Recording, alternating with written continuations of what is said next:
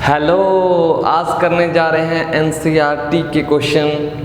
हम NCERT exemplar के जो क्वेश्चन थे वो कर चुके हैं और जेईई मेंस एडवांस के भी कुछ क्वेश्चन कर चुके हैं। अगर आपने वो वीडियो नहीं देखी हुई तो आप जाकर यूनिक एकेडमी पर वो वीडियो देख सकते हो।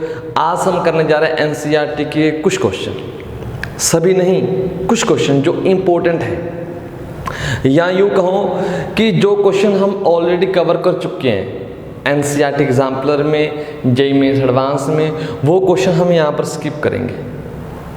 अगर आप वो भी क्वेश्चन देखना चाहते हो तो आप प्रीवियस वीडियो देख सकते हो, ठीक है। यहाँ पर जो क्वेश्चन इंपॉर्टेंट है या कवर नहीं हो पाए या वो कंसेप्ट कवर नहीं हो पाया तो वो कोशिश करेंगे कि वो यहाँ पर कवर किए जाए। सभी तो कर नहीं सकते ना, सो वो इम्पोर्टेंट करते हैं। तो फर्स्ट ऑफ ऑल आपका एग्जाम्पल से स्टार्ट करते हैं। एग्जाम्पल नंबर सेकंड, एनसीईआरटी का एक्सरसाइज 1.1 और एग्जाम्पल है आपका सेकंड एग्जाम्पल में क्या कहता है, एक सेट है, let T is equal to क्या है, set of all the triangle in a plane. एक हमें प्लेन दे दिया और उसके अंदर जितने भी ट्रायंगल बन सकते हैं टी, उन सभी ट्रायंगल की कलेक्शन है, एक सेट है। उसके बाद इसके ऊपर एक रिलेशन डिफाइन करते हैं हम। रिलेशन कैसी है कि वो दो ट्रायंगल, क्योंकि ट्रायंगलों का सेट है तो ट्रायंगलों की बात करेंगे ना, वो दो ट्रायंगल जा रहे हैं T1 T2 such that T1 is congruent to T2। दो ट्रायंगल आपस में कॉन्ग्रुएंट हैं, वो एक दूसरे से रिलेशन में हैं, ठीक है। यहां तक हो चुकी है। और T1 T2 किस में से जा रहे हैं बेटा, T1 T2 बिलोंग्स टू आपका कैपिटल T, ये सेट जो आपका है, ठीक है। और इसके बाद हम बात करते हैं कि शो क्या करना है। शो करना है कि show that R is equivalence relation। तो इक्विवेलेंस रिलेशन शो करने के लिए सबसे पहली बात आपको पता होना चाहिए कॉन्ग्रुएंट ट्रायंगल कौन कौन से होते हैं। बचपन में कभी पढ़ा होगा, वो दो ट्रायंगल बेटा जिनकी शेप और जिनका साइज, देखो शेप और साइज दोनों सेम होने चाहिए। एक होता है सिमिलर ट्रायंगल। सिमिलर में क्या होता है कि आपकी शेप सेम होनी चाहिए, साइज आपके डिफरेंट हो सकते हैं, वो सिमिलर है। ये कॉन्ग्रुएंट ट्रायंगल मतलब शेप भी सेम होनी चाहिए और साइज भी सेम होना चाहिए, कलर से कोई लेना देना नहीं है, ठीक है। तो यहाँ तक ये ठीक है, ओके। तो हमने करना क्या है कि इक्विवेलेंस रिलेशन शो करनी है, तो ठीक है। सबसे पहला स्टेप क्या होता है, रिफ्लेक्सिव के लिए आपने वो दो ट्रायंगल सेम वाले जाने चाहिए। रिफ्लेक्सिव के लिए आप खुद देख सकते हो कि T1 या दो ट्रायंगल लेने हैं तो TT तो नहीं ले सकते, चलो ए ले लो, ए बिलोंग्स टू R। क्यों जा रहे हैं, ए चले जाएंगे for all A belongs to T। Triangle तो T में से लेने हैं ना, ठीक है ना। Because A is congruent to A। कोई ट्रायंगल खुद के कॉन्ग्रुएंट तो होते हैं ना, खुद के साइज भी इक्वल आएगा और खुद की शेप भी सेम आएगी, तो ठीक है ए चलेंगे सभी के लिए, ठीक है। आपकी रिफ्लेक्सिव हो चुकी है, तो ये चेक हो चुकी है रिफ्लेक्सिव है, लाइन लिख देना। सेकंड चेक करते हैं सिमेट्रिक। सिमेट्रिक के लिए क्या होता है, हम मान लेते हैं let A, B belongs to R। अगर आपने डेफिनेशन नहीं देखी हुई तो आप जाकर यूनिक एकेडमी पर आपको बहुत ही डिटेल में डेफिनेशन करवाई गई है, विद एग्जाम्पल करवाई गई है। बहुत ही प्यारे लेक्चर हैं, आप देख सकते हो। अगर आपने देख रखे हैं तो ये इसे करते हैं। सिमेट्री के लिए let A B belongs to R, A B मान लेते हैं। और रिक्वायर्ड टू चेक क्या होता है? रिक्वायर्ड टू चेक कि बी ए जाना चाहिए, जा रहा है कि नहीं जा रहा। अगर बेटा ये दोनों गए, अगर ये दोनों गए, अगर ऐसा हुआ, इसका मतलब क्या होगा? Implies A is congruent to B. अगर ए बी के कॉन्ग्रुएंट है, मतलब ए का बी के साथ साइज भी सेम है और शेप भी सेम है, तो बी का भी तो एक साथ साइज भी सेम होगा और शेप भी सेम होगी। तो लिख सकते हैं इसको उल्टा करके, B is also congruent to A, हो जाएगा ना ये। तो so B comma A belongs to R, तो वो भी चलेगी। अगर ए भी जा रहा है तो बी ए भी जाएगा इस रिलेशन से। तो आपकी सिमेट्रिक हो चुकी है। अब बारी थी ट्रांसिटिव की, तो यहां से इसको हटा देते हैं और ट्रांसिटिव चेक करते हैं। ठीक है, ट्रांसिटिव में क्या होता है? अगर ए भी चला जाए, 3 ट्रायंगल लेने हैं ट्रांसिटिव में। अगर ए भी चला जाए ट्रांसिटिव, ट्रांसिटिव में क्या कह रहा है? Let A B belongs to R, A B चले गए, and B comma C belongs to R, ये भी चले गए। अगर ये जा रहे हैं तो क्या होगा? जो ट्रायंगल ए है, ए इज कॉन्ग्रुएंट टू बी, और अगर बेटा ये भी चलेगा, इसका मतलब क्या निकलेगा? B is congruent to C। A B के कॉन्ग्रुएंट है, मतलब शेप और साइज सेम है, B C के सेम है, तो A और C भी सेम होंगे ना, ये तो कॉमन सेंस से कह रहा है। That implies A is congruent to C। So बेटा A कोमा C भी किसी में चले गए? रिलेशन में चले गए। तो वो क्या बन चुकी है? आपकी ट्रांसिटिव। सिमेट्रिक भी है, ट्रांसिटिव भी है और रिफ्लेक्सिव भी है, तो ये क्या बन जाएगी? आपकी इक्विवेलेंस रिलेशन। ठीक है, ओके। एक्सरसाइज का क्वेश्चन, फर्स्ट क्वेश्चन है एक्सरसाइज का, और फर्स्ट क्वेश्चन में आपको 5th पार्ट मिलेगा, एक 5th पार्ट। और 5th पार्ट के भी क्या है? आगे पार्ट है ए बी और सी, ए बी और सी। ए क्या कह रहा है? इसमें सबसे पहले एक सेट दिया हुआ A, set of all human beings, जितने भी ह्यूमन बीइंग्स हैं उनका सेट दिया हुआ है। ठीक है, in a town, at a particular time. ऐसा क्यों लिखा हुआ अभी देखते हैं, एट अ पर्टिकुलर टाइम। तो ए क्वेश्चन क्या है?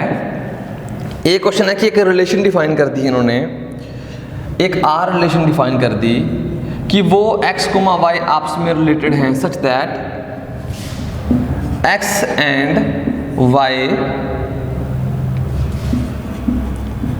Work at same place, work at the same place. ये फर्स्ट रिलेशन है आपकी। चेक करना कि ये इक्विवेलेंस है या नहीं है, मतलब रिफ्लेक्सिव, सिमेट्रिक, ट्रांसिटिव, चेक करना है या नहीं।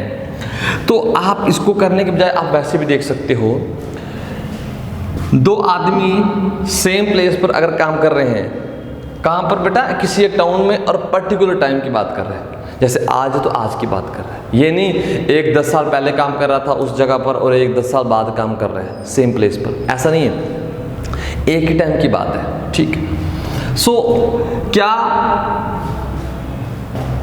खुद के साथ एलिमेंट रिलेट होंगे? मतलब x के साथ रिलेट होगा, हो जाएगा ना। इस लाइन में आपने क्या करना है? y की जगह भी x डाल देना है। तो रिफ्लेक्सिव में क्या होता है? कॉमन सी बात है ना, x R x for all x belongs to a। मैं और मैं सेम जगह पर काम करते हैं करते हैं, ठीक है ना। मतलब हर एक आदमी वहां काम करता है जहां वो काम करता है, खुद सेम ही तो है। ओके, रिफ्लेक्सिव हो जाएगी। सिमेट्रिक, सिमेट्रिक अगर मैं और आप सेम जगह काम करते हैं, आप और मैं भी तो सेम जगह काम, उल्टा इस लाइन को उल्टा पढ़ना है बस।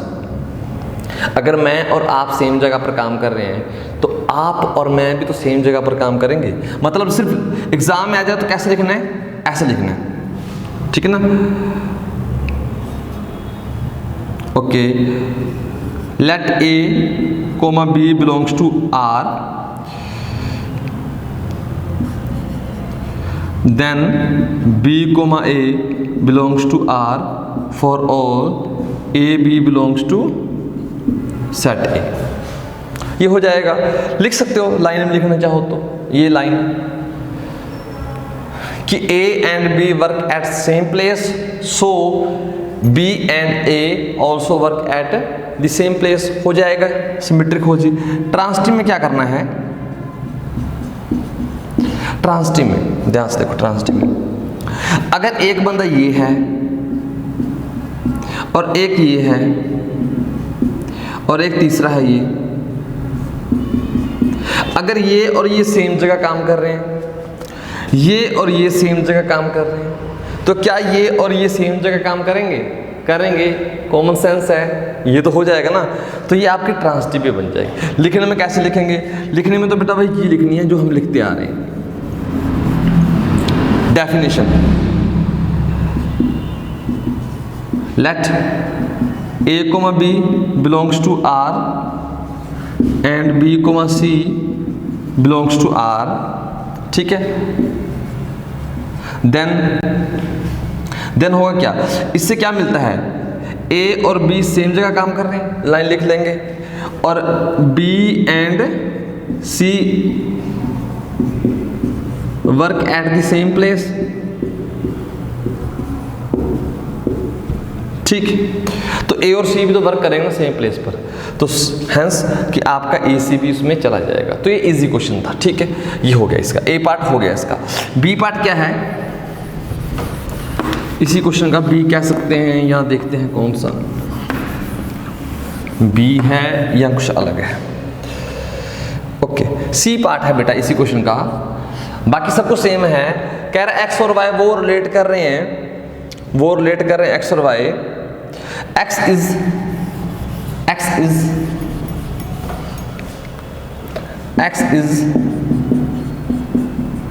Exactly 7 centimetre taller than Y. वो एग्जैक्टली 7 सेंटीमीटर बड़ा है वाई से। रिफ्लेक्सिव चेक करनी है या नहीं, क्या कोई आदमी खुद से 7 सेंटीमीटर बड़ा हो सकता है, वो भी एग्जैक्टली नहीं हो सकता ना। रिफ्लेक्सिव के लिए क्या कह सकते हो, रिफ्लेक्सिव के लिए क्या कह सकते हो, क्या लिख सकते हो ना, x is not 7 centimetre taller then x। कोई आदमी खुद से बड़ा कैसे हो सकता है ना, so x comma x does not belongs to r, तो वो नहीं जाएगा। तो बेटा ये नॉट रिफ्लेक्सिव आ जाती है, तो यहां पर लिख लेते हैं नॉट रिफ्लेक्सिव। सिमेट्रिक की बात करते हैं, सिमेट्रिक की बेटा ये सोचो ना, अगर मैं आपसे 7 सेंटीमीटर बड़ा हूं, मान लो ना, अगर कोई बच्चा मेरे से बड़ा है तो कोई दिक्कत नहीं।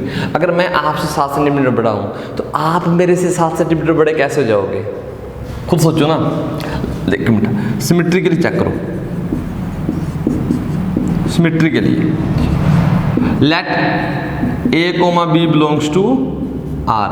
मान लो दो आदमी रिलेशन में आ चुके हैं, मतलब पहले वाला किससे 7 सेंटीमीटर बड़ा है, बी से, ठीक है ना। इसका मतलब क्या है, that implies A is exactly 7 centimetre taller than B. होता है ना, ये तो हो जाएगा अगर वो जा रहे हैं। क्या इसका उल्टा होगा, अगर एक चीज मान लो ये मार्कर, ये फोन इससे 7 सेंटीमीटर बड़ा है, तो क्या इससे बड़ा होगा, नहीं, छोटा होगा, तो सिमेट्रिक नहीं है। But B comma A does not belongs to R. तो जब नहीं जा रहा है तो सिमेट्रिक नहीं है। ऐसे हम ट्रांसिटिव की बात करते हैं। ट्रांसिटिव की बात करते हैं, ट्रांसिटिव में क्या कहता है, ट्रांसिटिव रिलेशन। ट्रांसिटिव में मान लो एक आदमी ये है, ये एक आदमी से 7 सेंटीमीटर बड़ा है, ठीक है, और ये आदमी बेटा इससे 7 सेंटीमीटर बड़ा है। इनका डिफरेंस कितना है मान लो 7 सेंटीमीटर, और इनका डिफरेंस कितना है मान लो 7 सेंटीमीटर। तो क्या ये इससे एग्जैक्टली देखो ना, एग्जैक्टली वर्ड देखो हुआ है, क्या इससे एग्जैक्टली 7 सेंटीमीटर बड़ा है? नहीं, 14 सेंटीमीटर है ना, 7 सेंटीमीटर कैसे हो जाएगा? तो ट्रांसिटिव भी नहीं है। आई थिंक इतना आपको क्लियर हो चुका होगा कि ट्रांसिटिव नहीं, ठीक है। सो इसका डी पार्ट है वो भी अच्छा है, आप वैसे ही बता सकते हो, फिर भी एक बार डिस्कस कर लेते हैं। डी पार्ट कहता है वो दो एक्स वाई जा रहे हैं, X is wife of Y, X Y की वाइफ है। क्या ये रिलेशन आपकी रिफ्लेक्सिव होगी? कोई खुद के साथ कैसे रिलेट कर जाएगा, कोई खुद की वाइफ कैसे बन जाएगा? नहीं होगी, ठीक है। सिमेट्रिक, अगर ये दो बंदे हैं मान लो, एक ये मेल है, एक ये, चलो ये फीमेल मान लो, ठीक है ना, चुटिया लटका दो इसकी, और एक ये आदमी है, ठीक है, ठीक है ना, इसके बाल खड़े कर दो, ये इसकी वाइफ है, तो रिलेशन में जा रहे हैं। क्या उल्टा भी जाएगा? क्या ये इसकी वाइफ होगा? नहीं होगा ना, तो सिमेट्रिक नहीं है। ओके, थर्ड देखो बेटा, ट्रांसिटिव। ट्रांसिटिव में क्या कोई पेयर बनेगी? मान लो बेटा ये किसकी वाइफ है? इसकी वाइफ है, ये इसकी वाइफ है। क्या फिर कोई ऐसी पेयर मिलेगी कि ये किसी और की वाइफ बन जाए? क्या ऐसा होगा? सर आजकल होने लगा है, आदमी से शादी कर रहे हैं बेटा, वो केस नहीं वो मानते, ठीक है ना। ये तो इसकी वाइफ ठीक है, लेकिन आगे पेयर ही नहीं मिलेगी आपको। जब पेयर नहीं मिलेगी तब क्या बोलोगे? तब क्या बोलोगे? ट्रांसिटिव है या नहीं? खुद सोचो, खुद सोचो। अगर ये इसकी वाइफ है, और क्या ये किसी की वाइफ बन सकता है? नहीं बन सकता। अगर ये इसकी वाइफ बन जाता मान लो, और ये फिर इसकी वाइफ अगर ना होती, फिर कहते कि ट्रांसिटिव नहीं है। अब क्या है, ये तो इसकी वाइफ बन होगी, ये किसी की वाइफ कैसे बन जाएगा? तो ऐसी आपको पेयर ही नहीं मिली, और मैं बार बार कहता हूं जब पेयर ही ना मिले तो वो रिलेशन कैसे होती है? ट्रांसिटिव होती है। तो ये रिलेशन आपकी ट्रांसिटिव है, इस बात को नोट कर लेना। करते हैं स्टार्ट नेक्स्ट क्वेश्चन। ये ट्रांसिटिव आपकी है, पेयर ही नहीं मिली बेटा, ध्यान से, ठीक है ना, पेयर ही मिली। कोई आदमी किसी की वाइफ कैसे हो सकता है? ठीक है ना, अजीब सी बात है अगर हुई भी तो। सो फिफ्थ क्वेश्चन है आपका, ठीक है ना। ये क्वेश्चन अच्छा है, ध्यान से बेटा। एक सेट आपको दिया हुआ है, सेट क्या है आपके पास?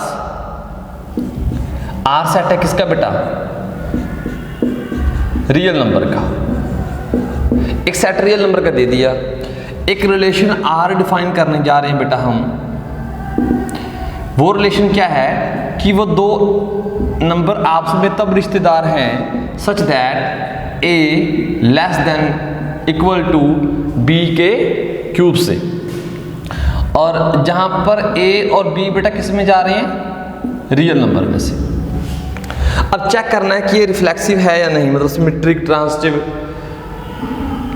रिफ्लेक्सिव चेक करना है कि है या नहीं। तो ठीक है, फर्स्ट ऑफ ऑल देखते हैं रिफ्लेक्सिव। ऐसा क्वेश्चन बेटा हम पीछे करके आ चुके हैं एक रिफ्लेक्सिव चेक करने के लिए। क्या कोई नंबर यहां पर डालकर देखो ना, क्या कोई नंबर खुद के क्यूब से छोटा हो सकता है? क्या कोई नंबर खुद के क्यूब से छोटा हो सकता है? 99% बच्चों लगता है कि ये सर हो जाते हैं। बच्चे क्या करते हैं? सर देखो 2 ले लो, 2 का क्यूब करेंगे तो सर 8 आ जाएगा, तो है। 3 ले लो सर, 3 का क्यूब करेंगे तो हो जाएगा छोटा। ऐसे वो लेते रहते हैं, ठीक है ना। तो सर -2 लेना, -2 का क्यूब करना सर, -2 और ये -8, क्या होगा? क्या -2 -8 से छोटा होता है? बड़ा होता है। तो यहाँ पर ये नहीं होगा, ठीक है ना। हर जगह चेक करना था, आपने कमियां ढूंढनी है। तो मैं ध्यान से आपको बताता हूँ यहाँ से कि अगर हम सभी के लिए जाना चाहिए था ना, सभी के लिए। देखो ये कंडीशन होल्ड होनी चाहिए थी सभी के लिए, ठीक है ना। सॉरी, हम ए हैं तो ए लिख कर चेक कर लो। x है तो x लेना, हम यहाँ पर x ले लेते हैं। सो x <= x³ होना चाहिए था ना, होना चाहिए था। तो ऐसा नहीं हो रहा, ये आपकी सेटिस्फाई नहीं हो रही। अगर सेटिस्फाई नहीं होती ना तो वहां पर बेटा आपको एक एग्जाम्पल देना पड़ता है, या अपनी बात को जस्टिफाई करना पड़ता है। तो यहां पर कैसे लिखेंगे, ध्यान से देखो। -2, -2 does not belongs to R। Same जाने चाहिए थे ना, तो नहीं जा रहे। क्यों नहीं जा रहे? -2 और -2 का क्यूब, तो यहां से -2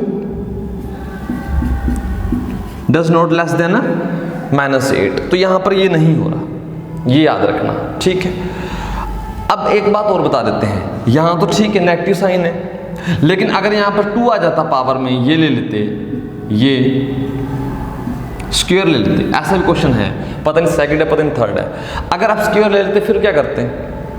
फिर ध्यान से देखो, फिर ये वाली चीज तो ठीक रहती ना, -2 लेस देन -2 का स्क्वायर, तो ये तो पॉजिटिव बन जाएगा। लेकिन इस केस में भी बेटा ये आपकी रिफ्लेक्सिव नहीं है। क्यों नहीं है? अब एक ध्यान से बात सुनो, ध्यान से। अगर आप कोई नंबर लेते हो 0 और 1 के बीच में, ये बहुत काम की चीज है, ऑलरेडी मैं बता चुका हूं। अगर ये नंबर 0 और 1 के बीच में कोई भी नंबर लेते हो आप, कोई भी नंबर लेते हो 0 और 1 के बीच में, मान लो 1/2 लिया, इस नंबर का जब क्यूब करते हो, स्क्वायर करते हो, तो 1/4 आता है। फिर जब क्यूब करते हो तो 1/8, फिर जब फोर्थ पावर करते हो तो 1/16। ध्यान से देखो, इसके बीच में से चाहे दुनिया का कोई भी नंबर ले लो, इसके बीच 0 और 1 के बीच में स्क्वायर करने पर देखो 1/4 आया, तो इससे छोटा आया ना, ये फिर इससे छोटा आया, सॉरी उल्टा काम हो गया, मतलब ये इससे बड़ा है, ये इससे बड़ा, ये इससे बड़ा। यानी कि अगर आपकी स्माइली कोई भी नंबर हो सकती है, किस में से जा रही है बेटा 0 और 1 के बीच में, तो इस केस में क्या होगा आपका, स्माइली किससे बड़ी होगी? स्माइली के स्क्वायर से। वो किससे बड़ी होगी? स्माइली के क्यूब से। वो किससे बड़ी होगी? स्माइली की पावर 4 से। ऐसे चलता रहता है। अगर इसमें से इसमें जा रहा है, ठीक है, तो ये तो हमेशा होता ही होता है। अदरवाइज नेगेटिव वाले केस में तो चलो बन गया, ये तो हमेशा है। तो इस केस में बेटा जब आपका ये रिलेशन दी होती तब बेटा ये काम आ जाता। ध्यान से देखो, 1/2 क्या होता है? लेस देन 1/2 के स्क्वायर से। नहीं होता ना, तो रिफ्लेक्सिव नहीं है, ठीक है। अब बारी आती है सिमेट्रिक की, सिमेट्रिक है या नहीं। तो नॉट रिफ्लेक्सिव, यहां पर लिख सकते हैं नॉट रिफ्लेक्सिव, नॉट रिफ्लेक्सिव। अब सिमेट्रिक की बात करते हैं, सिमेट्रिक है या नहीं।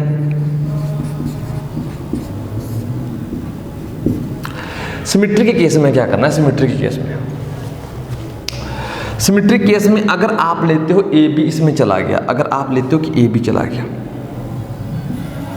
लेट कोई भी नंबर a, b इसके अंदर आपने भेज दिया रिलेशन के अंदर, ठीक है ना। सो अगर ए बी चला गया तो a less than equal to B cube होना चाहिए। हम क्या लेते हैं कि अब रिक्वायर टू चेक क्या है? रिक्वायर टू चेक आपका क्या जाना चाहिए? b, a, b आपका जाना चाहिए किसके अंदर? r के अंदर, ये जाना चाहिए, ठीक है ना। सो अगर ये जाना चाहिए तो क्या होना चाहिए? b less than a cube. क्या ऐसा हो सकता है? क्या इसकी हेल्प से वो चीज बन सकती है? अगर a b के क्यूब से छोटा है तो b a के क्यूब से छोटा होना चाहिए। सोचो, कोई गड़बड़, कोई एग्जाम्पल आपको मिल जाए। चलो देखते हैं, ढूंढते हैं कोई एग्जाम्पल मिलता है या नहीं मिलता। ठीक,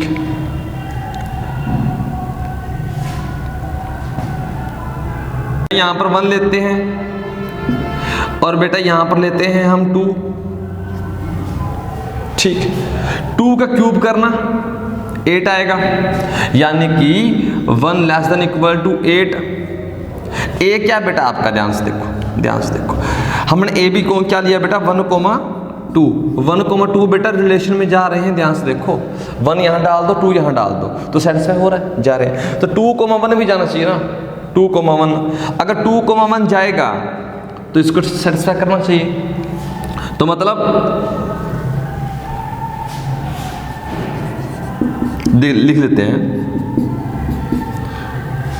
क्यों नहीं जा रहा, देखो ध्यान से, फर्स्ट एलिमेंट को यहां रखो और सेकंड का बेटा क्यूब कर लो, तो क्या 2 लेस देन इक्वल टू होता है 1 के? क्या ऐसा पाप हो सकता है? नहीं हो सकता ना, तो सिमेट्रिक नहीं है। मतलब 1 2 तो जा रहा था लेकिन 2 1 नहीं जाया। 2 1 कब जाएगा? जब इसको सेटिस्फाई करेगा, पहला element less than equal to second का क्यूब। तो सिमेट्रिक तो नहीं है जनाब जी, सिमेट्रिक तो नहीं, ठीक है ना, तो नोट सिमेट्रिक। सिमेट्रिक के आगे भी बेटा नोट लगा दो। अब बारी आती है ट्रांसिटिव की। ट्रांसिटिव चेक करते हैं। ट्रांसिटिव में क्या होता है, अगर ए बी चला जाए, बी सी चला जाए तो ए सी जाना चाहिए। ठीक, so let A comma B belongs to R and B comma C belongs to R, ये दोनों चलेंगे। अगर ये गया तो बेटा क्या होगा, A less than equal to B cube, और अगर ये चला गया B less than equal to C cube. तो हमें चाहिए क्या ट्रांसिटिव के लिए? चाहिए तो यही है कि आपका A C B required to check, बेटा इसको बॉक्स में डाल दिया करो, ये रफ काम होता है। रिक्वायर्ड टू चेक, तो मतलब यहाँ पर क्या है, हमें आपका ए सी जा रहा है कि नहीं जा रहा, ये वाला, तो मतलब ए लेस देन इक्वल टू सी के क्यूब से होना चाहिए। तो इन दोनों की हेल्प से क्या वो बन सकती है, क्या वो बन सकती है, देखना बेटा बी की वैल्यू डाल दो, बी की वैल्यू डाल दो, डाल सकते हैं ना। तो बी की वैल्यू क्या आएगी, सी की पावर 9। ए बेटा सी की पावर 9 से छोटा आ रहा है हमेशा, लेकिन ए सी की पावर 3 से छोटा आए, क्या ऐसा हो सकता है? जो चीज किसी की पावर 9 करने से छोटी आ रही है, क्या वो किसी की पावर 3 करने से छोटी आ सकती है? खुद सोच के बताओ, खुद सोच के बताओ। ठीक है, ऐसा जरूरी नहीं है ना, यहाँ पर कोई आपको मोहर तो लग रही ना आपकी कि हाँ भी मिलेगी मिलेगी, डाउटफुल केस है। एक एग्जाम्पल सोच कर देखते हैं कि ऐसा कैसे हो सकता है। हर केस में बेटा आप एक एग्जाम्पल सोचा करो, स्किल बढ़ जाती है आपकी सोचने की, ठीक है ना, वो जरूरी है। तो यहाँ से देखते हैं कोई ऐसा नंबर है कि ए बी चला जाए और बी सी चला जाए, लेकिन ए सी ना जाए, ए सी ना जाए। ठीक है, सो एक एग्जाम्पल ढूंढ कर देखते हैं कि कोई मिलना चाहिए या ना मिलना चाहिए। अब देखो ध्यान से, हम क्या करते हैं, 8,2 चला जाता है, 8,2 रिलेशन में चला जाता है, इसको सेटिस्फाई कर जाता है। 8 यहाँ रखो और सेकंड एलिमेंट बेटा यहाँ 2 का क्यूब, तो 8 लेस देन इक्वल टू 8, ये वाली होल्ड कर रही है ना इक्वालिटी, ठीक है, ये चला गया। अब क्या करते हैं, 2√2 भी चला जाता है, ध्यान से देखो, ये भी सेटिस्फाई हो जाती है। कैसे, ध्यान से देखो, पहला नंबर यहाँ और दूसरा नंबर यहाँ, तो 2 का क्यूब करेंगे तो 2√2 आ जाएगा। ये आपको पता है कि 2 से बड़ा होता है, क्योंकि इसकी वैल्यू 1.4 समथिंग आती है, तो 2 से बड़ी आएगी, ठीक है, ये भी चलेगी। अब देखो क्या ये जा रहा है 8,√2, ये बिलोंग नहीं करता बेटा आर में, चेक कर लो, रफ काम होता है चेक करने वाला। देखना क्या 8 लेस देन इक्वल टू √2 का क्यूब कैसा होता है, कैसा होता है, देखो 8 लेस देन इक्वल टू 2√2, ये कितना आ जाएगा, इसको चलो 3 मान लो समझने के लिए, फिर भी 6 आ रहा है, 3 होगा थोड़ी, फिर भी 6 आ रहा है, तो छोटा आ रहा है, गलत हो रहा है, ट्रांसिटिव नहीं है, तो ये आपका ट्रांसिटिव नहीं है। ठीक है, नेक्स्ट क्वेश्चन देखते हैं क्या है। सो नेक्स्ट क्वेश्चन है क्वेश्चन नंबर 8। ये क्या कह रहा है, कि show that the relation R in the set ए।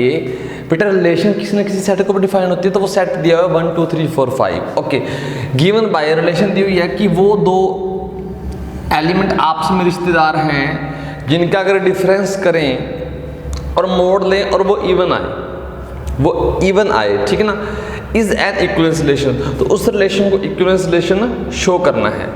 उसके बाद क्या है, show that all elements of this, इसके जितने भी एलिमेंट है ना 1 3 5 are related to each other, मतलब इसके जितने भी एलिमेंट है वो एक दूसरे के रिश्तेदार होने चाहिए।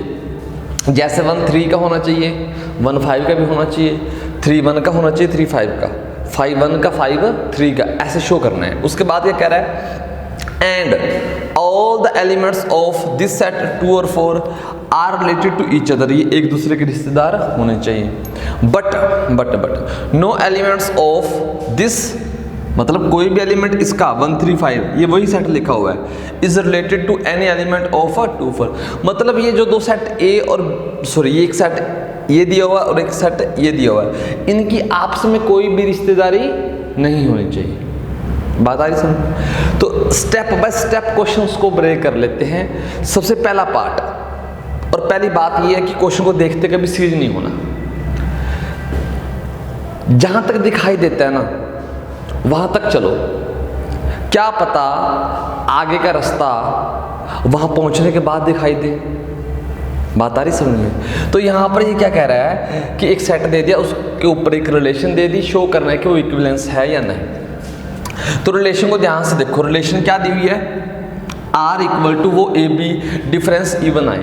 ये बेटा प्रीवियस लेक्चर में ऑलरेडी कर चुके हैं, यानी कि नए क्वेश्चन का कुछ परसेंट पार्ट आपने ऑलरेडी किया होता है। देखो वो प्रीवियस लेक्चर जाकर जेईई मेंस के वहां पर क्वेश्चन देख सकते हो कि जब आपको सेट ऐसा दिया हो इंटीजर का, या फिर यूं कहें कि a माइनस बी अगर इवन आ रहा है, मतलब ये 2 से डिवाइड हो रहा है, तो ये हमने ऑलरेडी रिलेशन की हुई है।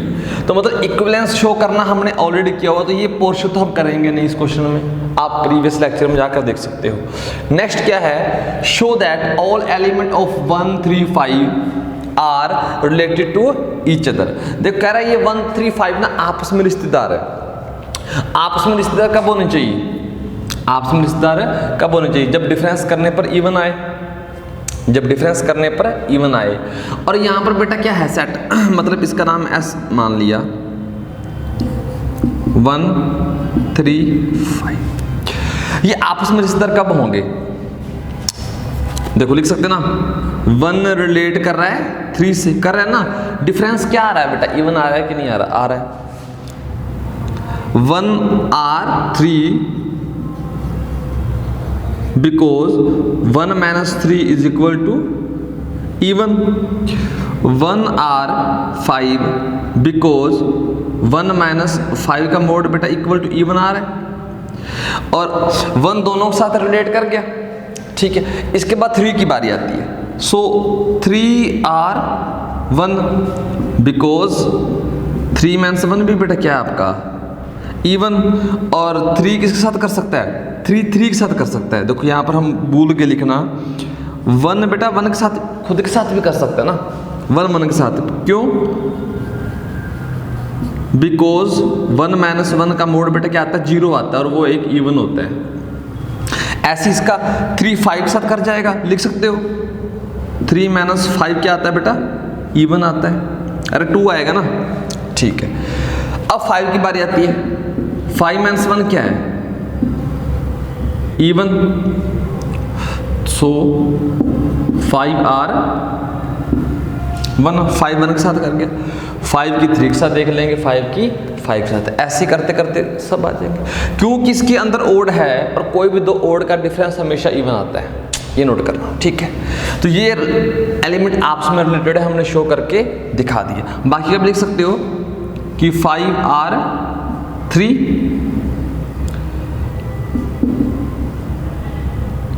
5 माइनस 3 बेटा क्या आता है, इवन आता है, और फिर 5 R 5, क्यों 5 माइनस 5 भी आता है इवन आता है। ऐसे 3 के कर लेंगे ना, यहाँ पर 3 भी मिस हो रहा था, चलो कोई बात नहीं, आप देख सकते हो 3 R 3, सो 3 - 3 भी क्या आता है आपका, इवन आता है। सभी रिलेट कर चुके हैं तो ठीक है, okay.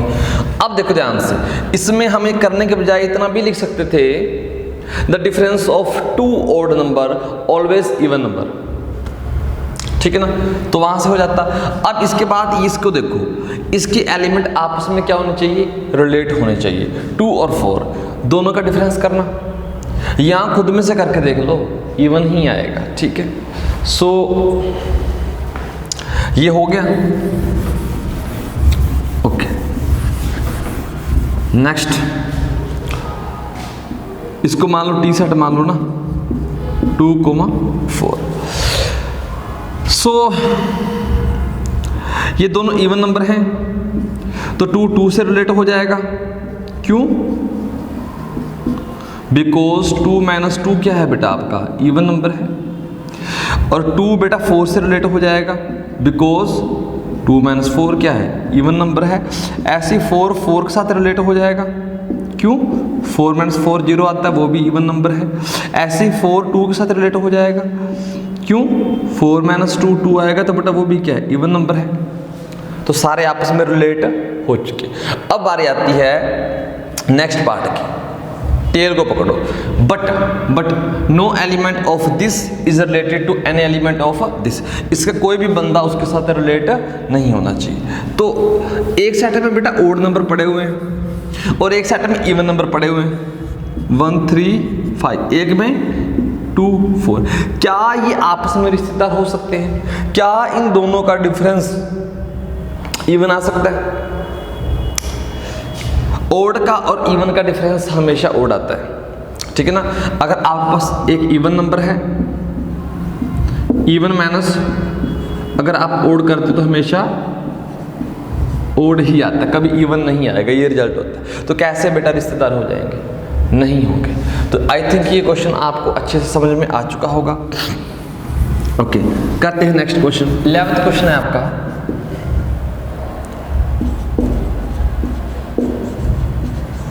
show that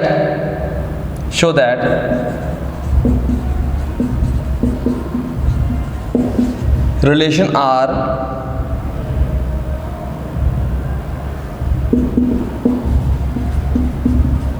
in the set A of points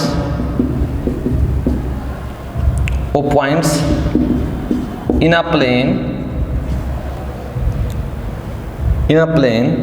given by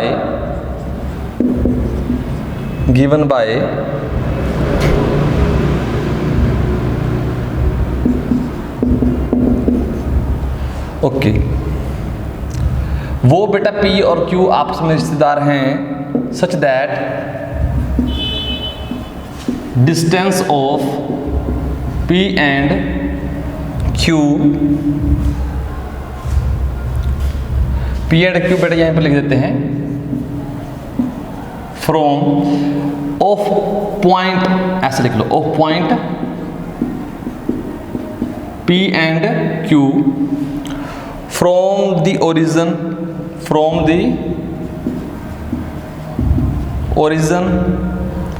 is same,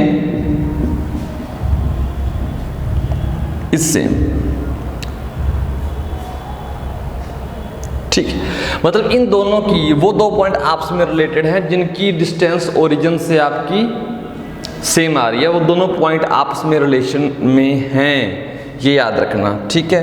और इसके बाद क्या है, शो क्या करना है कि जो ये रिलेशन है आपकी is an equivalence relation, is an equivalence relation. ये इक्विवेलेंस रिलेशन आपके ये शो करना है। उसके बाद भी कुछ पूछा हुआ है, okay. Further show that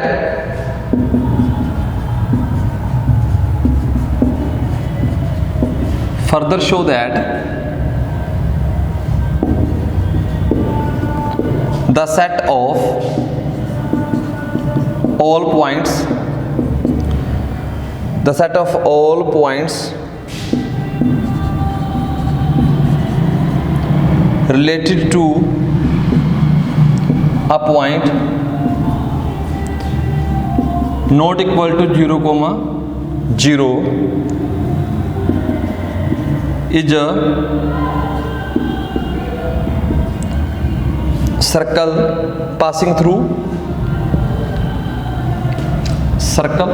passing through P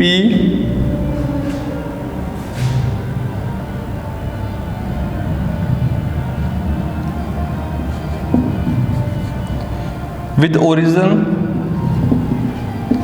has centre. ये क्वेश्चन हो चुका है बेटा। इस क्वेश्चन में देखो लैंग्वेज में क्या अजीबोगरीब लिख दिया, देखते हैं। कहता है show that the relation R in set A कौन सा है? Set A of points in plane. एक प्लेन में कितने पॉइंट हो सकते हैं बेटा? यहाँ पर देख लो, एक प्लेन में कितने पॉइंट हो सकते हैं? ये एक प्लेन है, तो यानी कि एक्स वाई प्लेन की बात कर रहा है वो। एक्स वाई प्लेन में बहुत सारे पॉइंट हो सकते हैं, ठीक है। तो रिलेशन जो जो सेट आपको दिया ना, उसको पहचानना, वो एक्स वाई प्लेन है। और मैंने कहीं ना कहीं आपको बताया हुआ था जब कार्टेशियन प्रोडक्ट करते थे कि बेटा जो एक्स वाई प्लेन होता है ना, कहाँ लिख सकते हैं? X y plane. X y जो प्लेन होता है वो आपका आर क्रॉस आर के कहलाता है, यानी कि रियल नंबर की कार्टेशियन प्रोडक्ट। बहुत ही ध्यान से मैंने अच्छे से बताया था, अब आप वो देख सकते हैं कार्टेशियन प्रोडक्ट के बारे में ये बातें, ठीक है नंबर ऑफ रिलेशन बताई थी मैंने उस लेक्चर में कि सेट ए से सेट बी कितनी जाती है, तो वहाँ पर ये बात हुई थी। उसके बाद यानी कि सेट क्या है? सेट जो है आपका, जिसको हम ए लेते थे बेटा, वो ए क्या है? R cross R. और रिलेशन क्या है? वो पी क्यू आपस में रिश्तेदार हैं जिनकी ओरिजिन से डिस्टेंस सेम आती है। पहले तो बात ये है। अब देखो, आप रिफ्लेक्सिव चेक कर सकते हो, इसकी ज़्यादा उसमें गहराई में जाने की जरूरत नहीं है, ऊपर ऊपर से भी हो जाता है। रिफ्लेक्सिव के लिए क्या है बेटा? देखो ध्यान से, ए जाने चाहिए ना, to check a belongs to R में जा रहे हैं कि नहीं जा रहे? वो दो पॉइंट जिनकी ओरिजिन से डिस्टेंस सेम हो, मान लो ये ओरिजिन है, एक पॉइंट बेटा आपने ए ले लिया ये वाला, दूसरा भी यही है, दोनों की डिस्टेंस ओरिजिन से सेम है या नहीं है? To check a belong to a, so distance of a and a from origin is same. दोनों की डिस्टेंस आपकी सेम आती है ना, ठीक, इतना हो चुका है। मतलब A belongs to R for all A belongs to A. बेटा क्या है? ए पॉइंट है आपका, ऑर्डर्ड पेयर हैं, जैसे 1 2 3 4 5। जैसे मान लो ये पॉइंट 1 3 मान लिया, तो 1 3 की डिस्टेंस ओरिजिन से जितनी आएगी उतनी ही 1 3 की आएगी, सेम है ना, इसलिए। तो for all A belongs to R cross R, बेटा ये याद रखना। इतना हो गया, तो रिफ्लेक्सिव तो है। अब सिमेट्री की बात करते हैं बेटा। अगर ए और बी पॉइंट की ओरिजिन से डिस्टेंस सेम है, तो बी और ए की भी तो आएगी ना। मैं और आप किसी दीवार से 5 सेंटीमीटर दूर खड़े हैं, मैं और आप, ऑर्डर देखना, आप और मैं भी तो 5 सेंटीमीटर दूर खड़े हैं। बात आ रही है? सिमेट्रिक में सिर्फ आगे पीछे करके देखना होता है। सिमेट्रिक में let a comma b belongs to R, that implies कि जो ए की डिस्टेंस है ओरिजिन से, ए की जो डिस्टेंस है ओरिजिन से, डिस्टेंस ऑफ ए फ्रॉम, एक minute, distance of a and B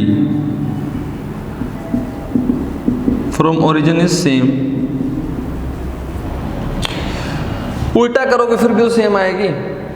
उल्टा करोगे तो मतलब that implies distance of b and a from origin इससे, तो मतलब बी कोमा ए भी आपका चला गया, आप ले सकते हो। इसका मतलब यह है कि बी कोमा ए भी किस में बिलोंग कर रहा है, that implies b comma a बेटा आर में चला गया। For all a comma B belongs to R cross R. इतनी बात ठीक, ओके। रिफ्लेक्स सिमेट्रिक है। अब बारी आती है ट्रांसिटिव की।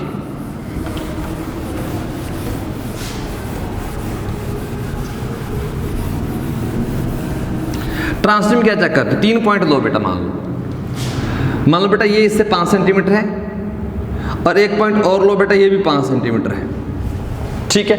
ए भी चले गए क्योंकि डिस्टेंस सेम है। फिर बेटा एक इसके साथ भी तो जाएगा ना, ए बी चले गए और बी सी तब जाएंगे बेटा जब दोनों की डिस्टेंस 5 सेंटीमीटर होगी। मतलब ये और ये तभी जाएंगे, मान लो ये डिस्टेंस 5 है तो ये भी 5 होगी, तो ये दोनों चले गए। अब इसने और इसने जाना है तो इसकी भी 5-5 होगी। तो क्या ए और सी जाएंगे, जाएंगे, उनकी भी 5 सेंटीमीटर ही डिस्टेंस होगी। तो यहाँ से सिर्फ लिखना है for a comma B belongs to R and B comma C belongs to are.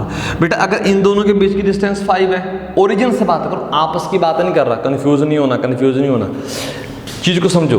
अगर आपस में बात होती तो बात अलग थी।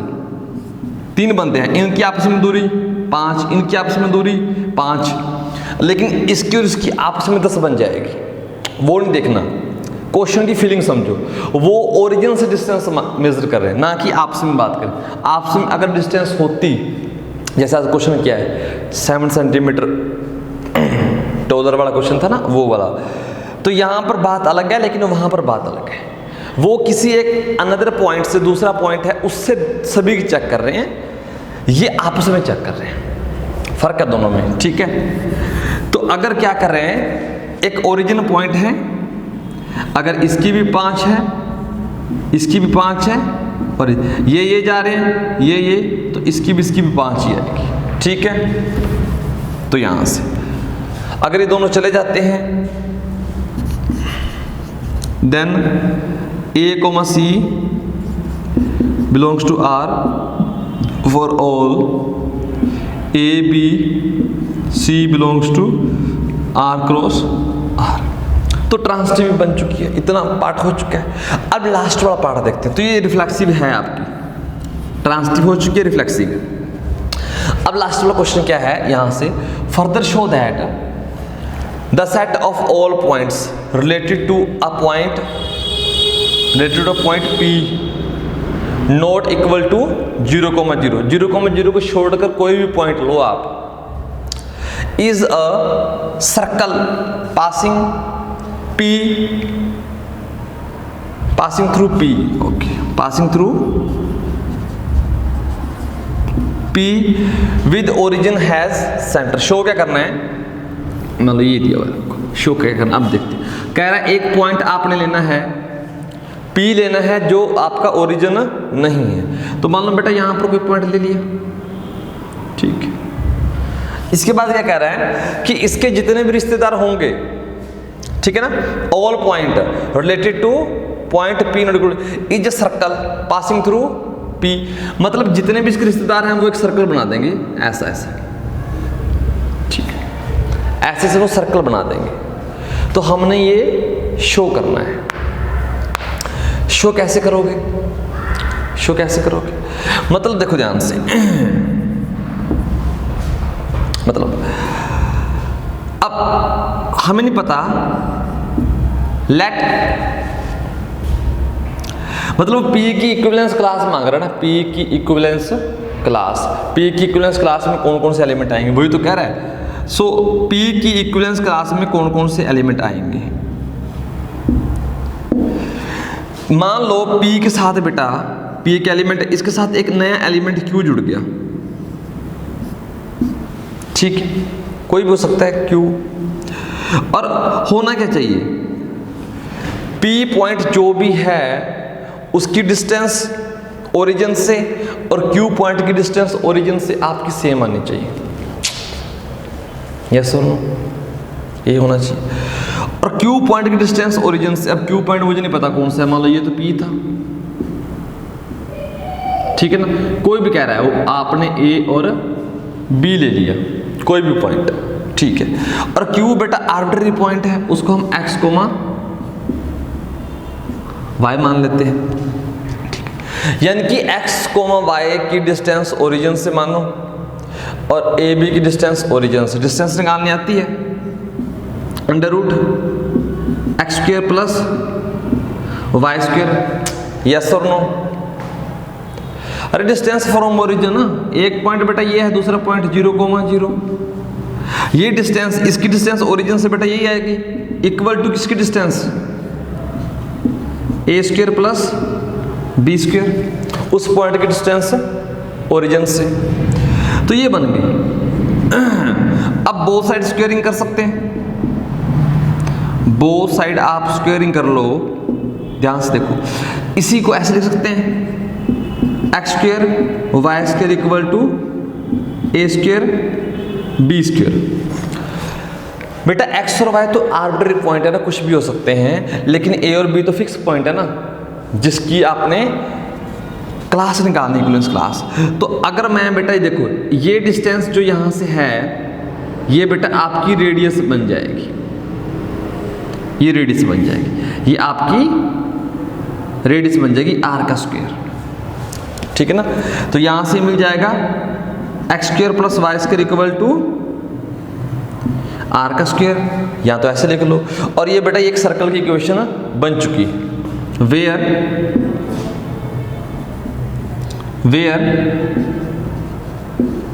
Are is equal to under root a square plus b square. इसके जितने भी रिश्तेदार हैं बेटा वो इस सर्कल के ऊपर बैठे हुए हैं, ये बात कह रहे हैं। क्वेश्चन देखो ना, further show that the set of all points related two point P जो 0 नहीं है is a circle passing through P with origin है सेंटर। तो सेंटर ओरिजिन इसको लेकर चले थे।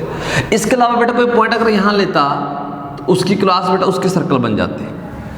तो ये सर्कल तो है, इसकी रेडियस भी एग्जाम में पूछ सकता है। रेडियस कितनी बनेंगे बेटा, under root a square plus b square, ठीक है। तो आई थिंक यहां तक एक क्वेश्चन हो चुका है, करते हैं next question. So next question है हमारा क्वेश्चन नंबर 12। क्या दिया है, show that the relation R define on set A of all the triangles. जितने भी ट्रायंगल दुनिया भर में बन सकते हैं बेटा, उन सबको इकट्ठा किया और एक सेट में डाल दिया। तो सेट ए क्या है, सेट ए है बेटा set of all the triangles, all the triangles. एक रिलेशन दी है कि T1 T2 वो आपस में रिलेट कर रहे हैं जो सिमिलर हैं। अभी पीछे क्वेश्चन करके हैं कॉन्ग्रुएंट। अगर दो ट्रायंगल आपस में कॉन्ग्रुएंट हैं तो वो वाली रिलेशन बेटा इक्विवेलेंस बन जाती है। तो इसको मैं करके नहीं दिखाऊंगा, वैसे बता रहा हूं आपको कि कोई ट्रायंगल खुद के सिमिलर तो होगा ना, यस और नो। अगर एक ट्रायंगल है चाहे जैसा मर्जी लो, वो खुद के जैसा तो है। हर एक ट्रायंगल सभी ट्रायंगल खुद के जैसे हैं, तो कॉमन सी बात है वो रिफ्लेक्सिव बन जाएगी। जहां पर पीछे कॉन्ग्रुएंट लिखा था वहां पर रिफ्लेक्सिव है। अब देखो ध्यान से, एक रिफ्लेक्सिव तो है, इसमें तो कोई डाउट नहीं, रिफ्लेक्सिव है। बिकॉज देखो रिफ्लेक्सिव में क्या लिख सकते हैं, all the triangles are similar to itself, ठीक है ना। Every triangle similar to itself, वो खुद के जैसा तो होता ही है। तो मतलब कह सकते हैं T, T belongs to R for all T belongs to capital A। चले जाते हैं, तो रिफ्लेक्सिव तो हमारा बन जाता है, कोई डाउट नहीं। क्या सिमेट्रिक है, अगर एक ट्रायंगल दूसरे के जैसा है तो दूसरा उसके जैसा होगा, सिमेट्रिक है। अब बात आती है ट्रांसिटिव की। ट्रांसिटिव में क्या होता है, 3 ट्रायंगल हैं, साइज में बड़े छोटे हो सकते हैं, शेप सेम रहनी चाहिए। अगर ये इसकी सिमिलर है, मतलब शेप सेम है इनकी, तो इनकी शेप सेम है, तो बेटा इसकी और इसकी भी होगी ना। ये तो कुछ बात खास बड़ी नहीं है, यहाँ तो कोई डाउट नहीं था कि ये सिमिलर है तो इनकी शेप आपकी सेम आ रही है, तो ये आपके ट्रांसिटिव बन जाएंगे। ये क्वेश्चन खास नहीं था। इसके बाद देखते हैं, consider 3 right angle triangle T1 with side 3, 4, 5, T2 with side 5, 12, 13 and T3 with side 6, 8, 10 which 3 triangles among T1, T2, T3, इन तीनों में से कौन से आपस में रिश्तेदार हैं? इनमें से कौन से आपस में रिश्तेदार हैं? तो बेटा अब आपको बचपन का एक हल्का सा रिजल्ट याद होना चाहिए कि ट्रायंगल सिमिलर कब होते हैं। अगर ट्रायंगल सिमिलर आ जाएं तब एक रिजल्ट था कि उनकी कॉरस्पॉन्डिंग जो साइड हैं, जो उनका रेशियो है, वो रेशियो आपका सेम आना चाहिए। जो कॉरस्पॉन्डिंग साइड हैं उनका रेशियो सेम आना चाहिए। मान लो एक राइट एंगल ट्रायंगल है,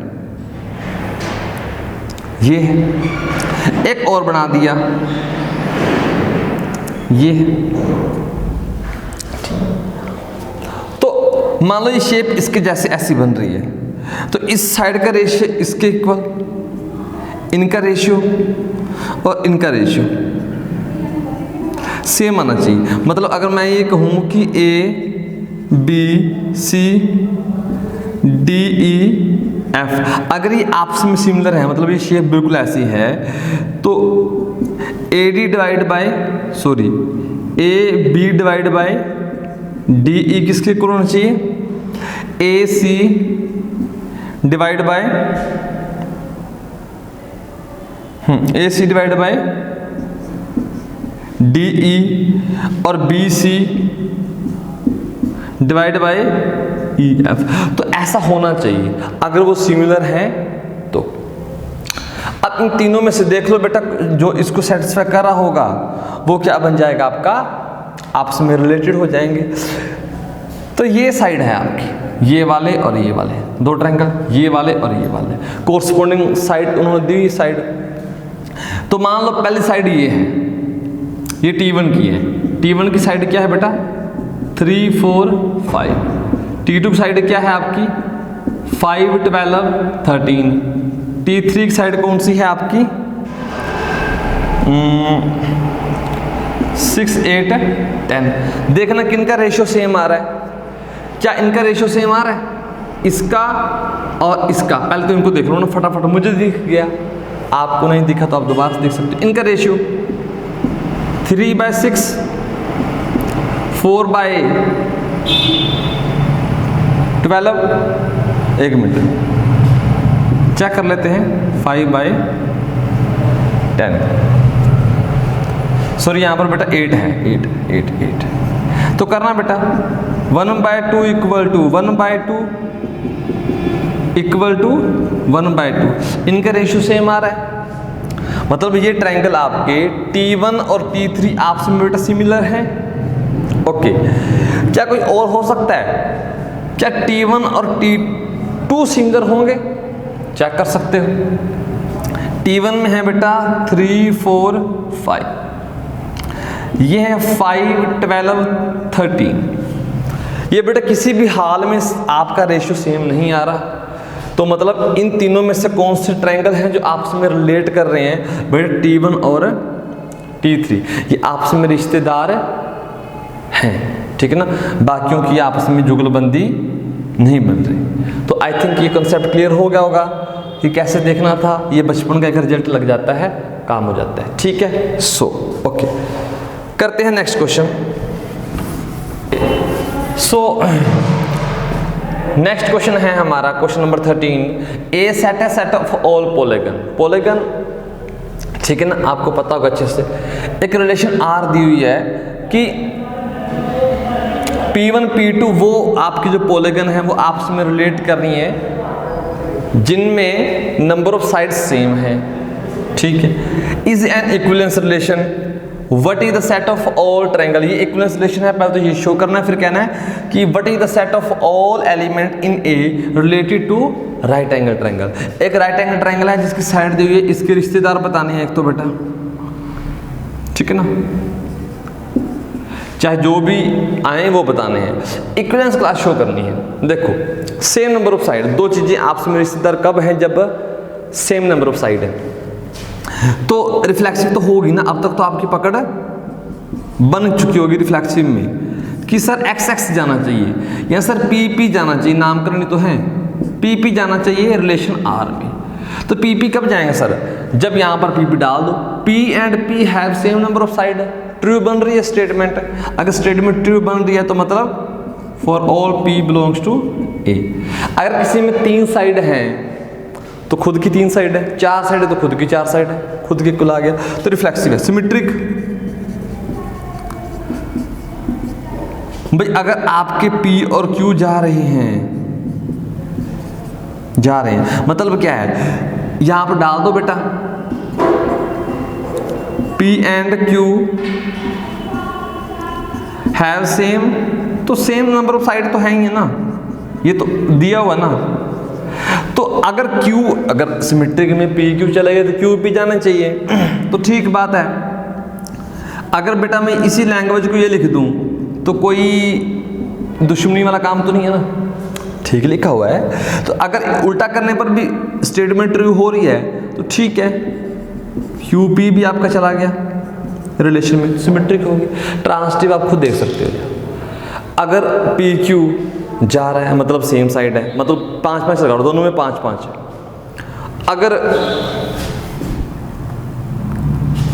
अगर पी क्यू जा रहा है और क्यू आर जा रहा है, अगर इनमें 5 साइड हैं तब जाएंगे ना, सेम साइड होगी, इनमें सेम होंगी तो पी और आर में भी तो सेम होंगी, ट्रांसिटिव बन जाएगा, कोई डाउट नहीं। ओके, यहां तक बात है बिल्कुल क्लियर है, ट्रांसिटिव हो जाएगा। डेफिनेशन बेटा अच्छे से क्लियर करके आओ, बात इतनी है, ठीक हो गया सर। अब इसके बाद कह रहा है कि एक ट्रायंगल दे दिया, ये इसके रिश्तेदार निकालने हैं, मतलब इनके साथ कौन कौन रिलेट करेगा। देखो बेटा रिलेट कौन करते हैं, जिनकी सेम साइड हो। तो इसमें कितनी साइड है, 3 साइड है, तो इनके रिश्तेदार भी 3 साइड वाले होंगे, ठीक है। 3 साइड वाले कौन से होते हैं, ट्रायंगल ट्रायंगल ट्रायंगल ट्रायंगल। तो इससे कौन कौन से रिलेट कर जाएंगे, ऑल द ट्रायंगल, जितने ट्रायंगल हैं। तो लिख सकते हैं ना, what is set of all element in A में कौन कौन से एलिमेंट हैं जो इस राइट एंगल ट्रायंगल के रिश्तेदार हैं। चाहे राइट एंगल ट्रायंगल हो, चाहे इक्विलेटर हो, चाहे आइसोसेल्स हो, जो मर्जी हो, लेकिन साइड तो 3 है ना, इसके रिश्तेदारों की भी साइड 3 होगी। मतलब जो सेट है आंसर में आ जाएगा इसका all the triangles, all the triangles. तो यहां से क्वेश्चन हो गया, ठीक है, ओके। ये बात को देखो ना ध्यान से, इस बात को कि साइड सेम आनी चाहिए, वो रिश्तेदार हो जाएंगे। तो ये ट्रायंगल था, तो जितने भी ट्रायंगल हैं 3 साइड वाले ट्रायंगल ही बनते हैं, और क्या बनेगा, ठीक। ये हो गया। नेक्स्ट क्वेश्चन है क्वेश्चन नंबर 14। सो ये क्वेश्चन दिया हुआ है 14 नंबर क्वेश्चन आपका, ठीक है। इसमें क्या कह रहा है कि एक सेट है सभी लाइंस का, जितनी भी लाइन है, रिलेशन क्या है, दो वो लाइन आपस में रिश्तेदार हैं जो पैरेलल है, तो ठीक है, पैरेलल है। तो बेटा रिफ्लेक्सिव होगी। रिफ्लेक्सिव में क्या, सारी की सारी जानी चाहिए, मतलब कोई लाइन खुद के पैरेलल होगी। देखो सभी, मतलब क्या है, L1 is parallel to L, L is parallel to L, sorry L नहीं कहते, इन्होंने अलग लिया हुआ है, आप कोई भी नाम अलग रख लो, स्मॉल L रख लो। Small L is parallel to L। कोई लाइन खुद के पैरेलल तो हमेशा होगी ना, चाहे दुनिया की कोई भी लाइन ले आओ, वो हमेशा खुद के पैरेलल होती है, पर खुद के परपेंडिकुलर नहीं होती, ये याद रखना। तो ये for all L belongs to capital L, तो बेटा L कोमा L चला गया ना, सेम सेम वाले चले गए, किसके अंदर, R के अंदर, सेम सेम वाले चले गए। इसके बाद क्या है, सिमेट्रिक। भाई अगर ये लाइन इसके पैरेलल है तो ये इसके पैरेलल, कौन सी बात है, ठीक है ना, हो जाएगा, ये तो सिमेट्रिक है, सिमेट्रिक है, ठीक है ना, सिमेट्रिक है। ट्रांसिटिव है, 3 लाइन है, ये इसके पैरेलल थी और ये वाली बेटा इसके पैरेलल थी। क्या ये इसके पैरेलल होगी? हो जाएगी ना। क्यों हो रही है बेटा? XY प्लेन है। अगर 3 डायमेंशन होता, जो कि अभी तक हमने पढ़ा नहीं, लेकिन जेईई मेंस एडवांस वालों को क्या है, उन्होंने तो जब पेपर बनाना है तो बेटा सारे सिलेबस में बनाएंगे, थोड़ा सा ध्यान से। तब हो सकता है कि ऐसा ना हो, मतलब 2 लाइन आपस में पैरेलल हैं, ठीक है ना।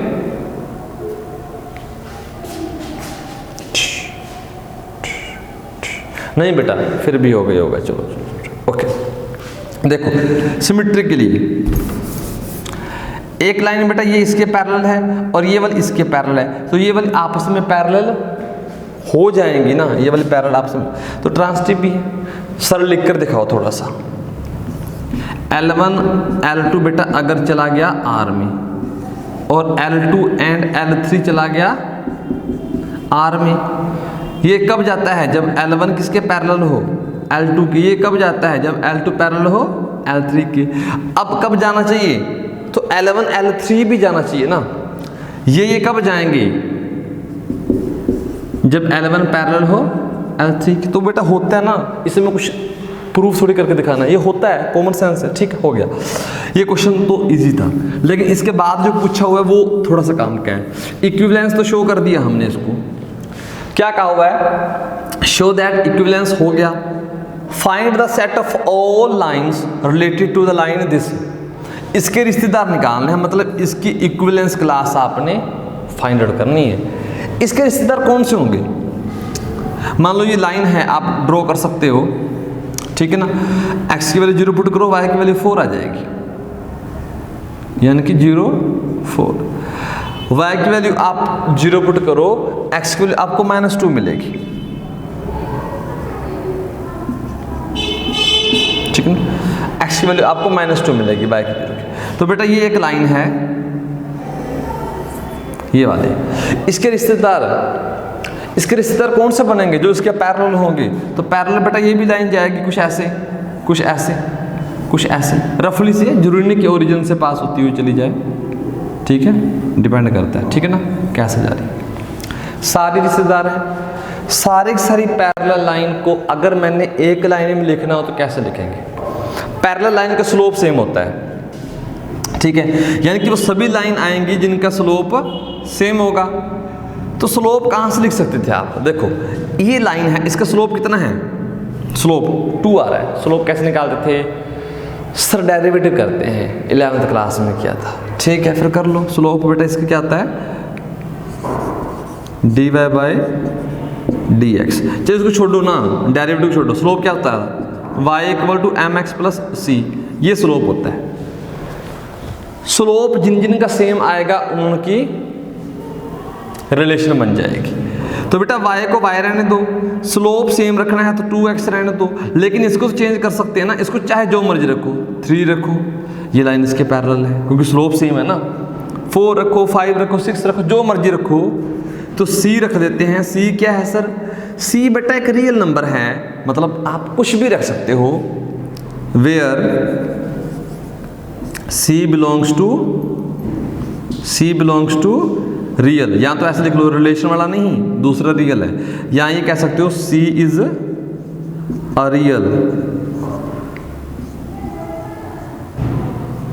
रियल नंबर, कोई भी रियल नंबर हो सकता है। तो बेटा ये आपका सेटअप बन गया जो उसने पूछा हुआ है कि इसके रिश्तेदार निकालें। इसके रिश्तेदार बेटा ये आएंगे। आई थिंक आपका पॉइंट क्लियर हो गया होगा, ठीक है। सो यहाँ तक इतना ही, ठीक है। इस लेक्चर में इतना काफ़ी है। एनसीईआरटी के मेन क्वेश्चन हमने करवा दिए, बाकी आप खुद ट्राई करना, तभी तो माइंड आपका डेवलप होगा।